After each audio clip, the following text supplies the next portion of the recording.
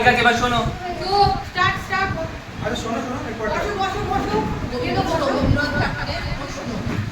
ভগবান তুমি যুগে যুগে দূত পাঠাইছো বারে বারে দয়া অনুসারে, তারা বলে গেল ক্ষমা করো সকল, বলে গেল ভালোবাসো অন্তর হতে বিদ্বেষ বিষ নাশো, বরণীয় দ্বারা স্মরণীয় দ্বারা প্রভু বাহির দ্বারে আজি জানো তাদের ব্যর্থ নমস্কারে।